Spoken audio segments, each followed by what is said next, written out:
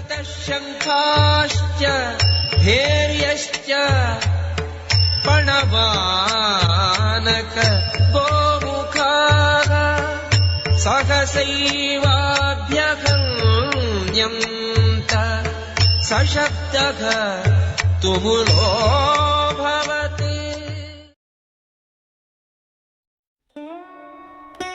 इसके बाद शंख, तुरही, बगले, ढोल और नगाड़ों की आवाज एक साथ गूंज उठी और मिलकर वह ध्वनि भयंकर और कोलाहलपूर्ण हो गई।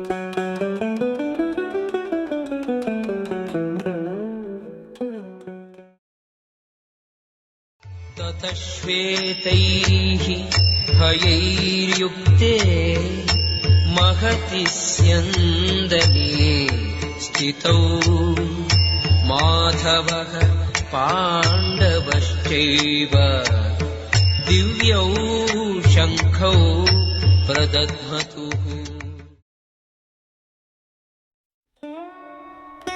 विपरीत दिशा में भगवान श्री कृष्ण और अर्जुन, जो सफेद घोड़ों द्वारा खींचे गए एक महान रथ पर स्थित थे, ने अपनी दिव्य शंख की ध्वनि दी। भीष्म द्वारा फूके गए शंख के विपरीत कृष्ण और अर्जुन के हाथों में जो शंख थे, उन्हें आध्यात्मिक शंख कहा गया है। इन दिव्य शंखों की ध्वनि यह संकेत देती थी कि विरोधी पक्ष के लिए विजय की कोई संभावना नहीं है, क्योंकि कृष्ण पांडवों के साथ हैं। विजय हमेशा उन व्यक्तियों के साथ होती है जैसे पांडवों के पुत्र, क्योंकि भगवान कृष्ण उनका साथ देते हैं। जहां और जब भी भगवान का आगमन होता है, वहां लक्ष्मी देवी भी उनके साथ होती हैं, क्योंकि लक्ष्मी कभी भी अपने पति के बिना नहीं रहती। इसलिए अर्जुन के लिए विजय और समृद्धि निश्चित थी, जैसा कि भगवान कृष्ण के शंख की दिव्य ध्वनि से संकेत मिला। इसके अलावा जिस रथ पर दोनों मित्र बैठे थे, वह अग्नि देवता द्वारा अर्जुन को दिया गया था। यह दर्शाता था कि यह रथ सभी क्षेत्रों को जीतने में सक्षम था, चाहे वह तीनों लोकों में कहीं भी चला हो।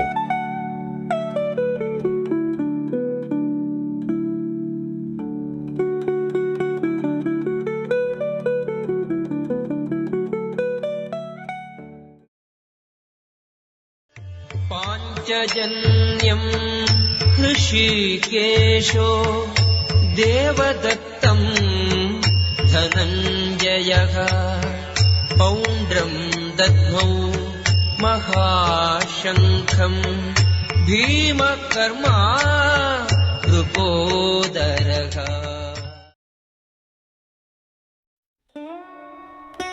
तब भगवान श्री कृष्ण ने अपनी शंख, जिसे पांजल्य कहते हैं, फूंकी। अर्जुन ने अपनी शंख, जिसे देवदत्त कहते हैं, फूंकी। और भीम, जो विशालकाय कार्यों को करने वाले और बहुत अधिक खाने वाले थे, ने अपनी भयंकर शंख, जिसे पौंड्रम कहते हैं, फूंकी। इस श्लोक में भगवान श्री कृष्ण को ऋषिकेश कहा गया है, क्योंकि वे सभी इंद्रियों के स्वामी हैं। जीवित प्राणी उनके अंश हैं और उनके इंद्रियां भी उनकी दिव्य इंद्रियों का ही विस्तार है। निर्गुणवादी जीवों की इंद्रियों का सही खाता नहीं कर सकते और इस कारण वे उन्हें निर्बुद्धि या निराकार बताते हैं। परंतु भगवान श्री कृष्ण, जो सभी जीवों के हृदय में विराजमान हैं, उनकी इंद्रियों को उनके समर्पण के स्तर के अनुसार मार्गदर्शन करते हैं। शुद्ध भक्त के मामले में वह सीधे उनकी इंद्रियों को नियंत्रित करते हैं। कुरुक्षेत्र के युद्ध भूमि पर भगवान श्री कृष्ण ने अर्जुन की दिव्य इंद्रियों को प्रत्यक्ष रूप से नियंत्रित किया, इसलिए उन्हें ऋषिकेश कहा गया। भगवान के कई नाम हैं, जो उनके विभिन्न कार्यों के आधार पर हैं। उदाहरण के लिए उन्हें मधुसूदन कहा जाता है, क्योंकि उन्होंने मधु नामक राक्षस का वध किया। गोविंदा, क्योंकि वह गायों और इंद्रियों को प्रसन्न करते हैं। वासुदेव, क्योंकि वह वासुदेव के पुत्र के रूप में प्रकट हुए। देवकी नंदन क्योंकि देवकी उनकी माँ है, यशोदा नंदन क्योंकि उन्होंने यशोदा के साथ अपनी बचपन की लीलाएं बिताई, और पार्थ सारथी क्योंकि वे अर्जुन के रथ के सारथी थे। इसी तरह उन्हें ऋषिकेश कहा जाता है क्योंकि उन्होंने कुरुक्षेत्र के युद्ध भूमि में अर्जुन को मार्गदर्शन दिया। अर्जुन को इस श्लोक में धनंजय कहा गया है क्योंकि उन्होंने अपने बड़े भाई की मदद की थी जब राजा को विभिन्न यज्ञों के लिए धन की आवश्यकता थी।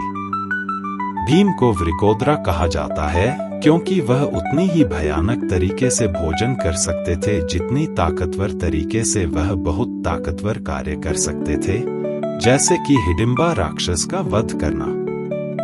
पांडवों के पक्ष में जो विभिन्न व्यक्तित्व थे, उन्होंने अपने अपने शंख फूंके, जिनकी आवाजें सैनिकों को उत्साहित करने वाली थी। दूसरी ओर दुर्योधन की तरफ से न तो कोई दिव्य प्रतीक था, न ही भगवान श्री कृष्ण जो सर्वोच्च नियंत्रक हैं, न ही लक्ष्मी देवी का साथ था। इसलिए वे पहले से ही युद्ध में हार के लिए नियत थे, और यह संदेश शंखों की आवाज के माध्यम से प्रकट हुआ।